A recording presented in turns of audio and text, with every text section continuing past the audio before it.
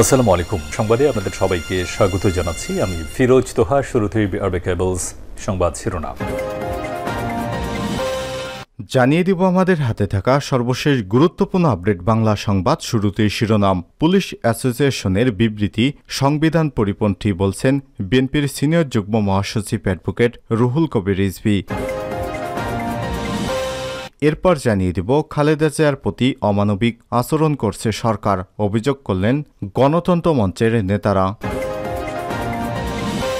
এদিকে মুন্সিগঞ্জে আওয়ামী লীগের দুই গ্রুপের মধ্যে ভয়াবহ সংঘর্ষ, গুলিবিদ্ধ সহ আহত 9। মুন্সিগঞ্জের গজারিয়া আধিপত্য বিস্তারকে কেন্দ্র করে আওয়ামী লীগের দুই গ্রুপের মধ্যে সংঘর্ষের ঘটনায় 6 জন গুলিবিদ্ধ সহ অন্তত 9 জন আহত হয়েছেন।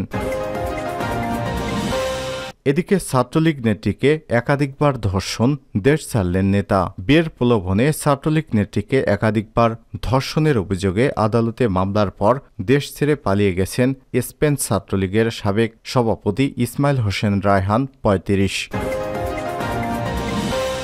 জানিয়ে দিব সংসদ ভবনে মুজিব এবং স্বাধীনতার উদ্বোধন। প্রধানমন্ত্রী এবং সংসদ নেতা শেখ হাসিনা জাতীয় সংসদ ভবনের নবনির্মিত মুজিব এবং স্বাধীনতা শীর্ষক প্রদর্শনীর উদ্বোধন করেছেন।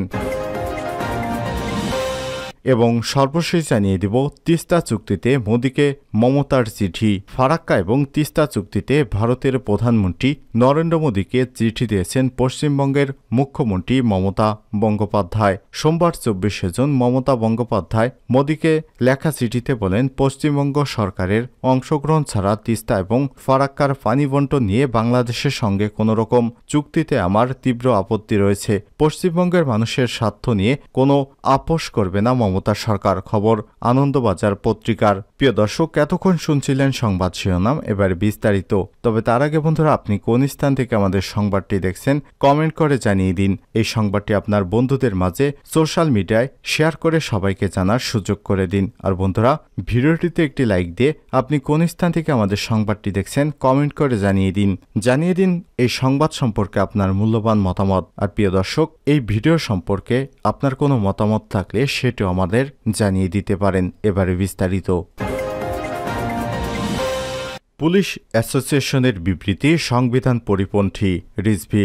সাংবাদিকতা নিয়ে পুলিশ অ্যাসোসিয়েশন যে বিবৃতি দিয়েছেন সেটিকে সংবিধান পরিপন্থী হিসেবে আখ্যায়িত করেছেন বিএনপির সিনিয়র যুগ্ম মহাসচিব অ্যাডভোকেট রুহুল কবির রিজভী। তিনি বলেছেন, একজন পুলিশ কর্মকর্তার বিরুদ্ধে দুর্নীতির খবর প্রকাশিত হওয়া মানে গোটা ডিপার্টমেন্টের বিরুদ্ধে সংবাদ প্রকাশ নয়। এই ঘটনায় বিবৃতি দেয় প্রমাণিত হয়েছে পুলিশের আরও অনেক কর্মকর্তা দুর্নীতিতে জড়িত। তাদের দুর্নীতির খবর চাপা দিতে এই বিবৃতি দেওয়া হয়েছে। সোমবার 24 জুন বিকেলে রাজধানীর নয়াপল্টনে ইস্কাউন মার্কেটের শিক্ষক কর্মচারী ঐক্যজোট কার্যালয়ে সংগঠনের উদ্যোগে এক দোয়া মাহফিলে সব কথা বলেন রিজভী।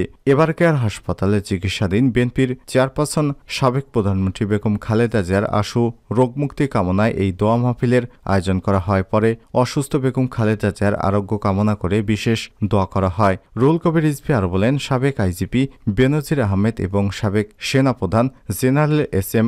আজিজ আহমেদের দুর্নীতির কাহিনী বেরিয়ে আসছে। তাদের সহ আওয়ামী লীগ নেতাদের দুর্নীতির কেচ্ছা কাহিনী সবার সামনে বেরিয়ে আসছে।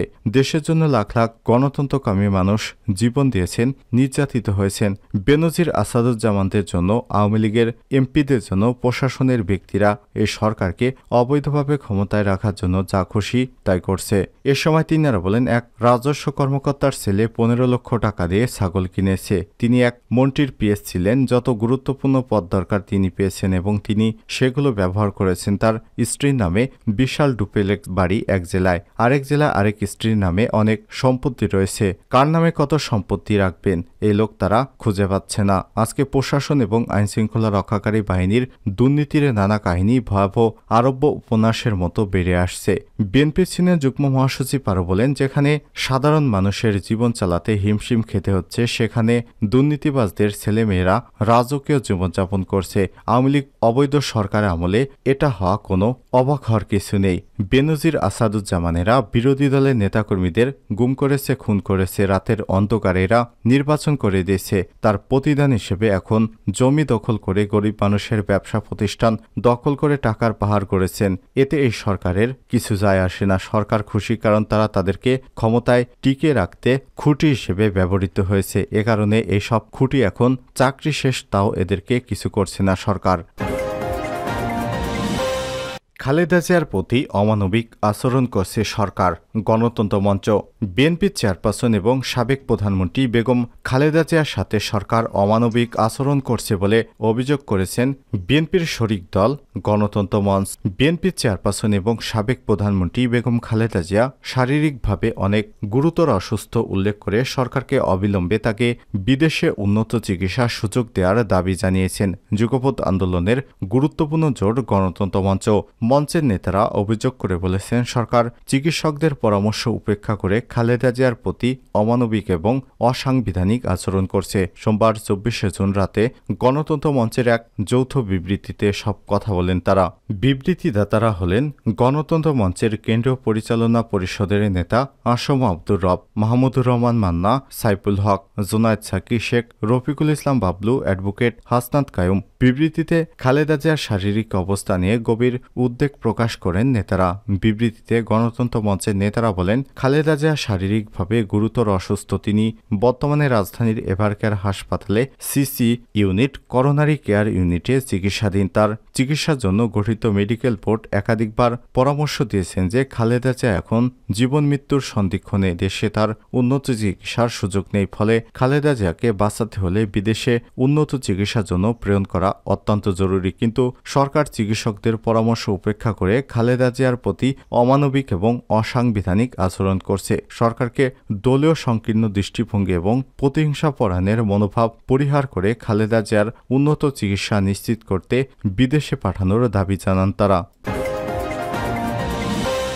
মুন্সিগঞ্জে আওয়ামী লীগের দুই গ্রুপের সংঘর্ষ, গুলিবিদ্ধসহ আহত 9। মুন্সিগঞ্জের গজারিয়ায় আধিপত্য বিস্তারকে কেন্দ্র করে আওয়ামী লীগের দুই গ্রুপের মধ্যে ভয়াবহ সংঘর্ষের ঘটনায় 6 জন গুলিবিদ্ধসহ অন্তত 9 জন আহত হয়েছেন। সোমবার 24শে জুন সন্ধ্যায় উপজেলার বলগাঁও গ্রামের স্থানীয় দিলামিয়ার মুদির দোকানের সামনে এই দুর্ঘটনা ঘটে। আহতরা হলেন হারুনুর রশিদ, রনি আক্তার, মুক্তার, আনন্দ, হাসিব, শাইনুর বেগম, রিয়াদ হোসেন এবং আক্তার হোসেন।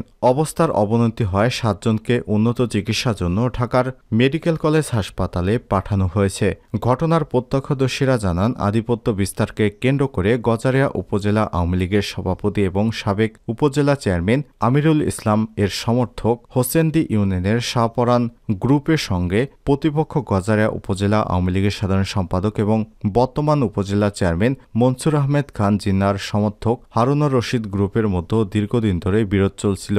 বিরোধের জেরে বুধবার 23শে জুন আওয়ামী লীগের প্রতিষ্ঠাবার্ষিকী অনুষ্ঠানে দুই পক্ষের মধ্যে সংঘর্ষের ঘটনা ঘটে। এই ঘটনার জের ধরে আজ সন্ধ্যার কিছুক্ষণ আগে উভয় পক্ষের ফের সংঘর্ষে জড়িয়ে পড়লে 7 জন গুরুতর আহত হয় এবং আরও বেশ কয়েকজন আহত হয়। ছাত্রলীগ নেত্রীকে একাধিকবার ধর্ষণ, দেশ ছাড়লেন নেতা। বিয়ের প্রলোভন দেখিয়ে ছাত্রলীগ নেত্রীকে একাধিকবার ধর্ষণের অভিযোগ উঠেছে। আদালতে এক মামলার পর দেশ ছেড়ে পালিয়ে গেছেন স্পেন ছাত্রলীগের সাবেক সভাপতি ইসমাইল হোসেন রায়হান 35। বুধবার দুপুরে মামলার দায়েরের খবর পেয়ে কয়েক ঘন্টার মধ্যেই সোমবার ভোর 4টায় পিতাসহ লন্ডনে পালিয়ে গেছেন ওই নেতা।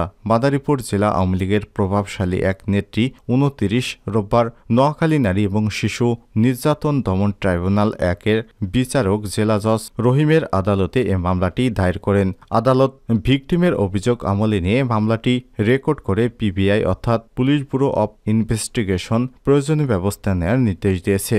রায়হান নোয়াখালীর কোম্পানীগঞ্জ উপজেলার সিরাজপুর ইউনিয়নের মোহাম্মদনগর গ্রামের মোল্লাবাড়ির মোহাম্মদ ইউসুফ আলীর ছেলে। ওই মামলায় ছাত্রলীগ নেতা রায়হান ছাড়াও তার বাবা মোহাম্মদ ইউসুফ আলী 65, ভাই বাবু 38, খালাতো বোন বেগমগঞ্জ উপজেলার সেতুভাঙ্গা এলাকার ফরাজিবাড়ির মেয়ে মোহাম্মদ সবুজ ফরাজীর স্ত্রী কলিকে ৩৫ আসামি করা হয়েছে। আদালতে দায়ের করা অভিযোগ এবং ভিকটিম সালুর ছাত্রলীগ নেত্রীর অভিযোগ থেকে জানা যায়, সামাজিক যোগাযোগ মাধ্যম ফেসবুকে ছাত্রলীগ নেত্রী এবং ছাত্রলীগ নেতা ইসমাইল হোসেন রায়হানের পরিচয় নিয়ে গভীর সম্পর্ক এবং শেষ পর্যন্ত প্রেমের সম্পর্ক গড়ায়। এর মধ্যে বিয়ের প্রলোভন এবং বিয়ের পর ভিকটিমকে লন্ডনে নিয়ে যাওয়ার প্রতারণামূলক কথা বলে তাকে ইচ্ছার বিরুদ্ধে একাধিকবার বিভিন্ন স্থানে কয়েকবার ধর্ষণ করে এবং ধর্ষণে ধারণকৃত ভিডিও চিত্র ধারণ করে রাখেন রায়হান। ওই ভিডিও চিত্র ধারণকৃত সামাজিক যোগাযোগ মাধ্যমে ছড়িয়ে দেওয়ার হুমকি দিয়ে ও সব আপত্তিকর দৃশ্য ডিলিট করে দেওয়ার মিথ্যা প্রতিশ্রুতি দিয়ে বারবার ধর্ষণ করে মেয়েটিকে। এছাড়াও ২৫ লক্ষ টাকা চাঁদা দাবির বিপরীতে ভিকটিম ১০ লক্ষ টাকা পরিশোধ করার পর আরও ১০ লক্ষ টাকা চাঁদা দাবি করেন রায়হান। দাবিকৃত ওই টাকা রায়হানকে না দিলে ভিকটিম ছাত্রলীগ নেত্রীর সব আপত্তিকর ভিডিও এবং ছবি সামাজিক যোগাযোগ মাধ্যমে ছড়িয়ে দিয়ে রোববার লন্ডনে চলে যাবে বলে ভিকটিমকে হুমকি দেয়। এরপর কোনো উপায় না পেয়ে ওই ভিকটিম থানায় মামলা দায়ের করলে আসামি এবং তার বাবা বাংলাদেশ থেকে লন্ডনে পালিয়ে যায়।